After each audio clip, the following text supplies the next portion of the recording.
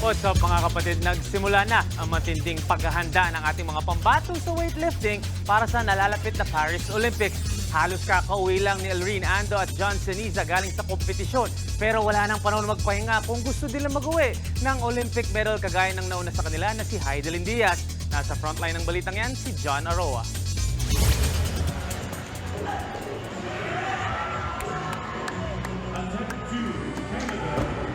Kahit halos kauuwi lang mula sa matagumpay na qualification sa Olympics, tuloy-tuloy ang training ng dalawang weightlifter mula sa Cebu na sina Elrene Ando at John Ceniza.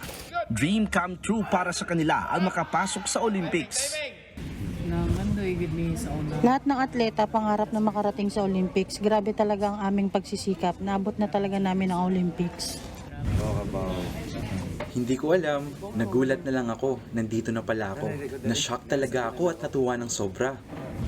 Ginantimpalaan din ang dalawang Olympians dahil sa karangalan dinala nila sa Cebu.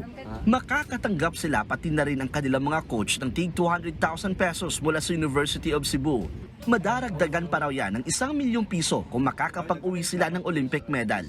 Inspirasyon ang dalawang Olympian para sa mga kabataang patuloy na nangangarap sa buhay. It's really opening eyes, and it's really something that we all strive for. Because who would ever thought na we would have Olympians from Cebu?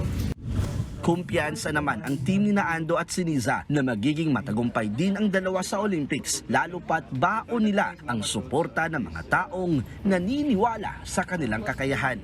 100% sir, gawin namin lahat, lalo na sa kanila. Nagbabalita mula sa frontline, John Aroa, News 5. What's up mga kapatid? It's your sports Tito Mike Reyes. Huwag magpahuli sa mga umaaksyong bakbakan at harapan sa loob at labas ng bansa. Para sa mga pandiin ng sports news, mag-follow at mag-subscribe sa social media pages ng News 5. Peace and love.